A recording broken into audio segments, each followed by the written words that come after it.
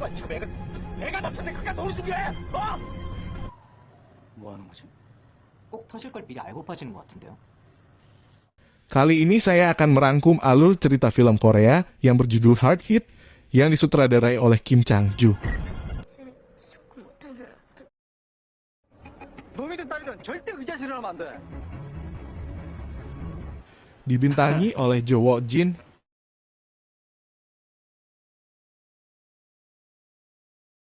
Lee Ja-in, dan Ji Chang-wook.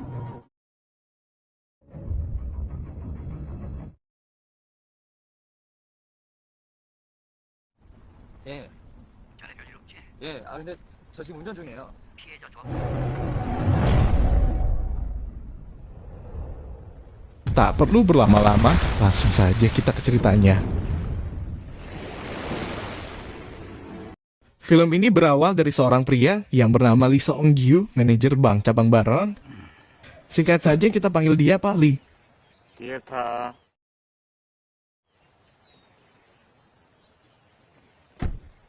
Pak Lee mempunyai dua anak perempuan dan laki-laki. Yang laki-laki bernama Lee Min-jun dan yang perempuan bernama Lee Hye-in. 차에서 이상한 냄새나. 네 방구 냄새야. Pagi itu Pak Lee akan mengantarkan anak-anaknya ke sekolah. Tiba-tiba Pak Lee mendengar telepon berdering di dalam dashboard mobilnya. Lalu Pak Lee menjawab panggilan yang tak dikenal itu. 예. Orang asing dalam panggilan itu berkata ada sebuah bom di bawah kursi mobilmu dan bom itu akan meledak jika kamu mencoba keluar dari mobil. 순간 폭탄 터집니다. Singkat saja peneror itu mengancam akan meledakkan bom tersebut jika Pak Lee tidak memberikan sejumlah uang yang disebutkan. 현금으로 9억 6천 준비하시고요. 문자로 계좌번호 보낼 테니까 17억 2,600만 원 이체하세요. 안 그러면 폭탄 터뜨리겠습니다. 부지점장 전화할 거예요. 받으세요. Di sela perbincangannya dengan peneror, Pak Lee mendapat telepon dari rekan kerjanya yang mengatakan saat ini ia sedang diteror bom di mobilnya. 누가 제 차에 폭탄을 설치했는데 아니 좀 전재산을 안 주면 차를 날려버리겠다잖아요.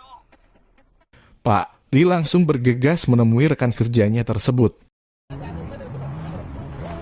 Saat itu Pak Lee melihat rekan kerjanya yaitu Jung Hao, panggil saja Pak Jung.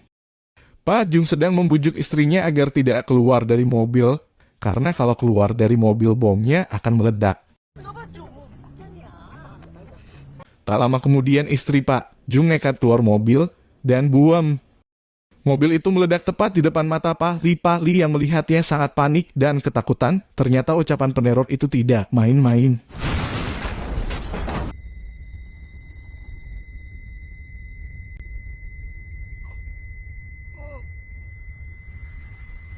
Saat itu Min-jun yang kesakitan karena kakinya terluka oleh percikan bom membuat ayah dan kakaknya panik. Ketika Pak Lee ingin membawa Min-jun ke rumah sakit, tapi si peneror itu terus mengancamnya dan kali ini meminta jumlah uang yang lebih besar. 줘야 갈 수 있다니까요. 현금으로 9억 6천 그리고 계좌로 34억 5,600. 아까 17억이라면서. 죽은 사람한테 돈 받을 순 없잖아. Pak Lee lalu menghubungi ketua tim departemen dan pelanggan VIP untuk mengumpulkan uang yang diminta peneror. 이상욱 대표한테는 3억. 비밀이라고 그러면 바로까지는 오케이 할 거야. 나머지는 거래금 우선으로 1억씩 안 들고. 그총 얼마지? 16억이요. Uang yang diminta peneror dalam bentuk tunai, Pak Lee meminta bantuan istrinya untuk mengambil uang di bank dan memberikannya kepada peneror. 할 수 있겠어?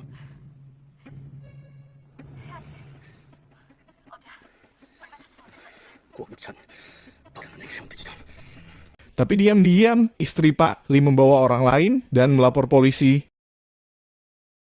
Dan itu membuat peneror marah dan meledakkan bom di tempat yang dijadikan lokasi penyerahan uang itu. Beruntungnya istri Pak Lee selamat dari kejadian itu. 경찰에 알리면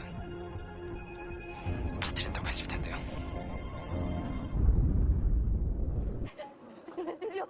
괜찮아, 다쳤어? Polisi yang menyelidiki kasus peledakan bom itu mencurigai Pak Lee sebagai tersangkanya dan memberikan perintah untuk mencari keberadaannya. 저 이승규 쳐 맞지? 네, 맞는 것 같습니다.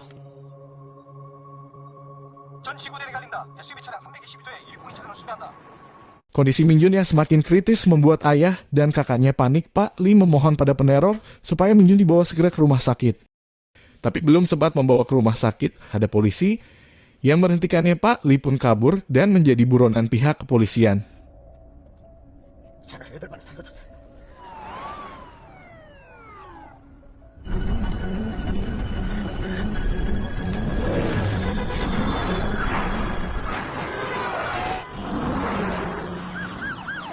Saat ini Pak Lee tidak bisa berkutik lagi karena sudah dikepung oleh polisi.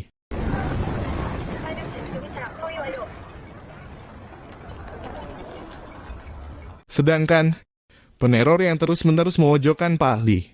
Seolah-olah di depan para polisi Pak Lee lah tersangka peledakan bom. Dan menyuruh Pak Lee mengancam polisi. 터질 거예요. 터뜨릴 거예요. Kapten polisi segera memanggil penjinak bom untuk menyelamatkan anak-anak yang ada di dalam mobil. 기절한 거예요. 아이를 꺼낸다!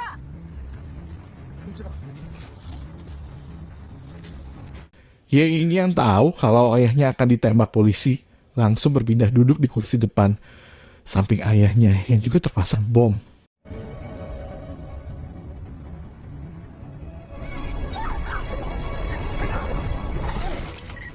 Orang yang mengaku sebagai kakak Pak Lee meminta kepada polisi untuk bertemu Pak Lee agar membujuknya melepaskan Hye-in. 안 되면 애만이라도 내리게 설득해야 돼요. Tak disangka orang tersebut adalah pelaku peneror bom, yaitu Jin Woo. Sebut saja dia Jin. 안녕하세요, 센터장님.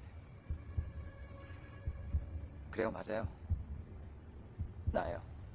Si Jin membebaskan Hye-in, tapi masih tetap mengancam Pak Lee untuk secepatnya mengumpulkan uang. Karena waktunya tidak lama lagi, sebab bomnya telah diset waktu mundur oleh si Jin. Tak hanya itu, Hye-in juga akan dijadikan sandera oleh si Jin. 이 폭탄은 시간 되면 무조건 터져. 통보하면 내가 어디로 올지 알려줄게. 아, 그리고 그때까진 뒤따른 내가 내리고 있을 거야.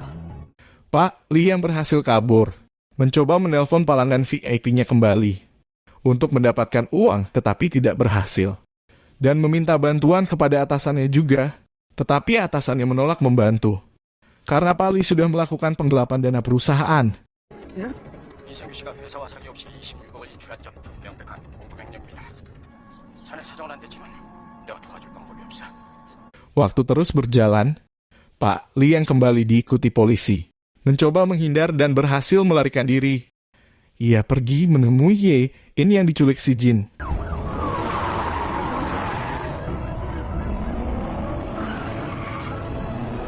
Dalam perjalanan itu, Pak Lee mengingat kejadian 6 tahun yang lalu, yang dimana dia telah melakukan penipuan terhadap banyak orang, salah satunya yaitu istri si Jin. 넘어서요. 낙인 옵션이 적용돼서 시중 거래가보다 2배로 팔 수밖에 없었어요. 저한테는 이게 분명히 안전하다고 했단 말이에요. 저희도 이렇게 될 줄 몰랐습니다. Istri si Jin itu terlihat mencoba meminta bantuan ke Pak Lee, tetapi dia mengabaikan dan pergi meninggalkan istri si Jin.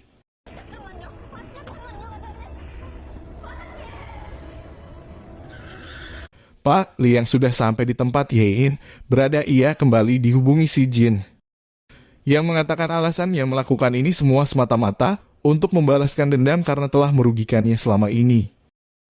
누군가 당신의 모든 걸 빼앗은 기분이 어때? 그 돈이 무슨 돈인 줄 알아? 우리가 그동안 쓴 소송비야.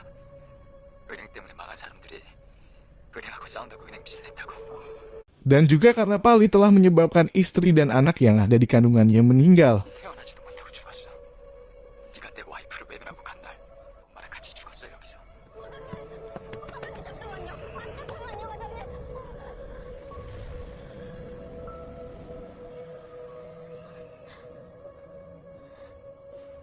Pak Lee meminta maaf kepada Hye-in dan mengatakan yang sejujurnya kepada Hye-in, bahwa dia telah menipu banyak orang dan membuat mereka mengalami kerugian. Yang menyebabkan orang itu meninggal, Pak Lee sangat menyesal. Dan atas kejadian ini, jadi berpikir apa yang ia lakukan selama ini tidak benar dan banyak merugikan orang lain. 왜 이런 일이 벌어졌을까 하중에 생각해봤거든. 이제 알았어. 아빠 때문이야. Terakhir, Pak Lee mengatakan kepada Hye-in bahwa ia sangat mencintainya dan keluarganya. 엄마한테 그리고 민준이한테 사랑한다고 전해줘. 그리고 내 딸 혜인아.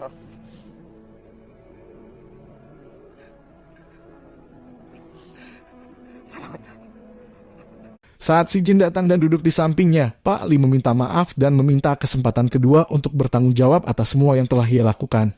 내가 해결할게. 소송도 피해도 내가 할 수 있는 거 다 할게. 그러니까 나한테 기회를 좀 줘. 다시 돌려놓을 기회를 좀 줘. Tetapi semuanya sudah terlambat, nasi sudah menjadi bubur, istri dan anaknya sudah meninggal, dia tetap tidak bisa memaafkan Pak Lee. 용서?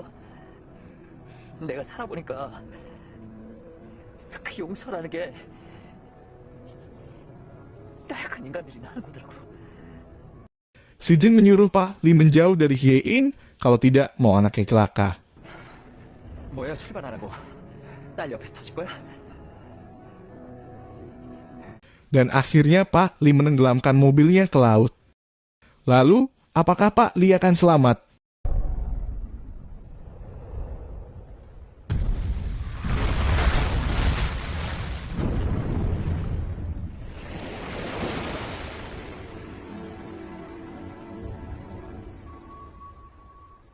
Ya, Pak Lee berusaha menyelamatkan diri dan berhasil keluar dari mobil. Tak lama mobil itu meledak. Polisi segera menyelamatkan Pak Lee dan Pak Lee pun selamat.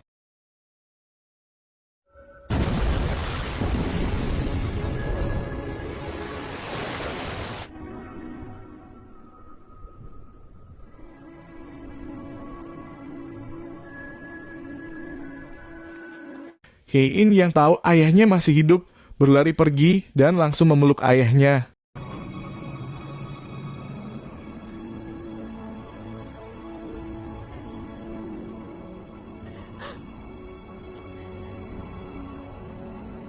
Belum selesai. Scene selanjutnya memperlihatkan Pak Lee yang keluar dari sebuah gedung dan dikerumuni oleh para reporter berita.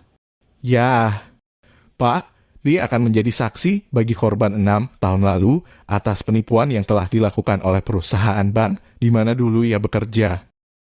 증거 있습니다.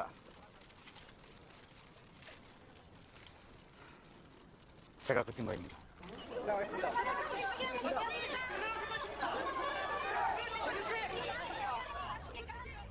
Begitulah akhir cerita film ini. Pak Lee memutuskan akan bertanggung jawab atas perbuatannya itu.